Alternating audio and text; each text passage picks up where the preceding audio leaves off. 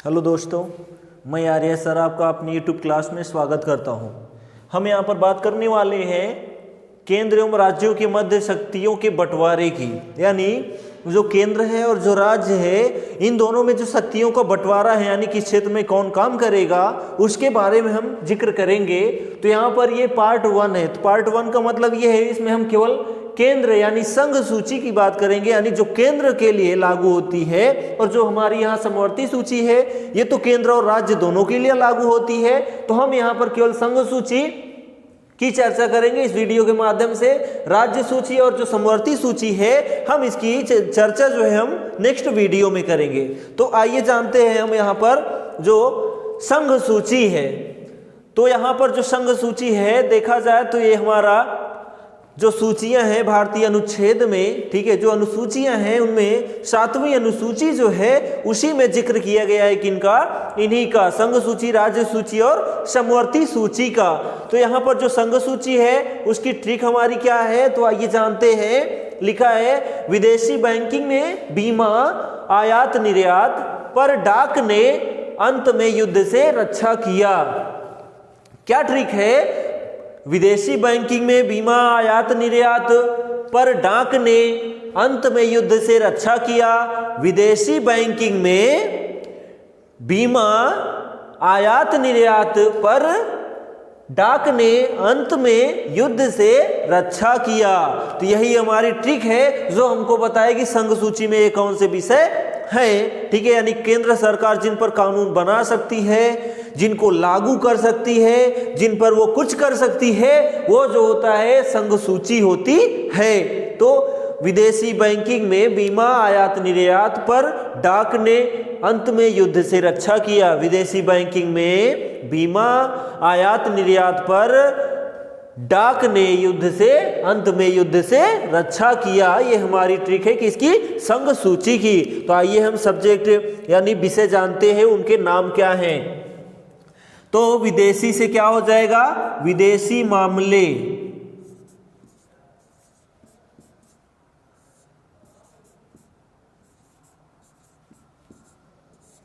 विदेशी मामले या फिर व्यापार, ठीक है। तो विदेशी मामले और विदेशी व्यापार कौन देखेगा तो वो केंद्र सरकार देखेगी, यानी संघ सूची के अंतर्गत देखा जाएगा, ठीक है। जो देश नेक्स्ट है वो है बैंकिंग। क्या है? बैंकिंग,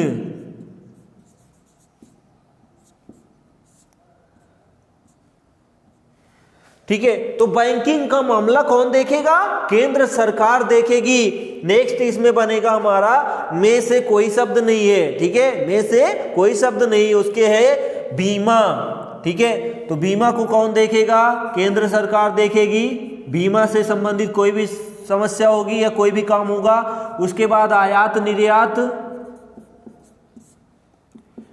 आयात निर्यात से संबंधित जो भी मामले होंगे वो कौन देखेगा तो वो जो है कौन देखेगा, संघ यानी केंद्र सरकार देखेगी, यानी आयात निर्यात शुल्क। आयात निर्यात पर जो भी काम होगा वो सब संघ सूची यानी केंद्र सरकार देखेगी। नेक्स्ट है पर, तो पर से हमारा जो है परिवहन बनेगा। क्या बनेगा? परिवहन। परिवहन में क्या है? परिवहन में 3 परिवहन होते हैं, आपको पता होना चाहिए, जल, थल और वायु। जल, थल और वायु। तो थल में क्या है? रेल परिवहन, ठीक है। थल के अंतर्गत कौन सा परिवहन आता है? रेल परिवहन। तो जल, रेल और वायु इन सब की गारंटी यानी इन सब पर काम कौन करता है तो केंद्र सरकार काम करती है। नेक्स्ट है डाक। तो डाक से आएगा डाक और तार, ठीक है। डाक और तार से संबंधित कौन देखेगा काम? वो केंद्र सरकार देखेगी। नेक्स्ट है ने। तो ने से जो है हमारा कुछ नहीं बनता है। उसके बाद है अंत। तो अंत से क्या आएगा? अंतरराष्ट्रीय मामले। क्या आएंगे? अंतरराष्ट्रीय मामले।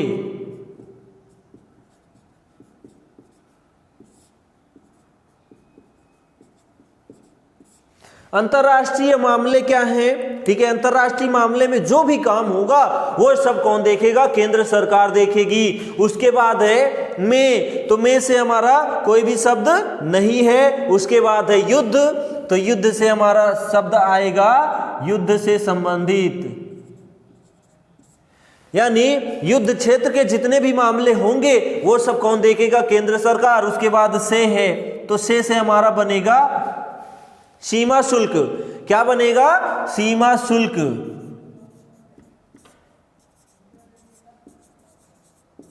सीमा शुल्क, तो से सीमा शुल्क बनता है, यानी सीमा शुल्क से संबंधित, यानी यहां पर जितने भी काम होंगे वो सब केंद्र सरकार यानी संघ शासित प्रदेश, ठीक है, यानी हमारी केंद्र सरकार देखेगी इन सभी क्षेत्रों पर। नेक्स्ट है हमारा रक्षा, तो रक्षा से संबंधित जितना भी मामला होगा वो कौन देखेगा? वो भी केंद्र सरकार ही देखेगी। उसके बाद है किया, तो किया से हमारा कोई शब्द नहीं, और शब्द है हमारे जैसे कि जनगणना या प्रसारण, ठीक है, जनगणना, प्रसारण, ये शब्द कौन देखेगा? ठीक है, ये सब केंद्र सरकार देखेगी। और हमारा